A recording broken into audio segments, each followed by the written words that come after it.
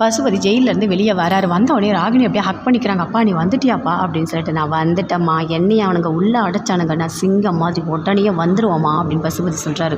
ஆனால் அந்த காவேரி குடும்பத்தை ஒரு வழி பண்ணாமல் விட மாட்டேன் அப்படின்னு பசுபதி சொல்கிறார். ஆமாப்பா விடக்கூடாதுப்பா, அந்த காவேரி குடும்பத்தை ஏதாவது பண்ணி தான்ப்பா ஆகணும் அப்படின்னு சொல்லிட்டு ராகினி அப்படியே கோவமாக பேசுகிறாங்க. சரி வாமா, வந்துட்டோம்ல, நம்ம போய் காவேரியை பார்க்கலாம் வா அப்படின்னு சொல்லிட்டு பசுபதி அங்கேருந்து போகிறாரு. வீட்டில் பாட்டி எல்லாருமே இருக்காங்க. அப்படி இருக்கும்போது அங்கேருந்து பசுபதி வராரு. வந்தவனே என்ன தங்கச்சி எப்படி இருக்க, நல்லா இருக்கியா நீ அப்படின்னு சொல்லிட்டு அப்படி நின்றுட்டுருக்காரு. இங்கே பார்த்தியா நான் எப்படி 2 நாள்லேயே வெளியே வந்துட்டேன்னு பார்த்தியா அப்படின்னு பசுபதி சொல்கிறார். அதை கேட்டோன்னே அப்படி சாரதா எல்லாருமே, குமரன் எல்லாருமே அப்படி ஷாக் ஆகுறாங்க. என்ன குமரன் பார்க்குற, உன்னோட கடையை அடித்து உடைச்சதே நான் தான், தெரியுமா உனக்கு ஒன்று தெரியுமா, என்ன புது மிஷின்லாம் வாங்கி போட்டியாமே அப்படின்னு பசுபதி கேட்குறாரு. அதை கேட்டோன்னே அப்படியே குமரனுக்கு கோவமாக வருது. அப்படியே பார்க்குறாரு.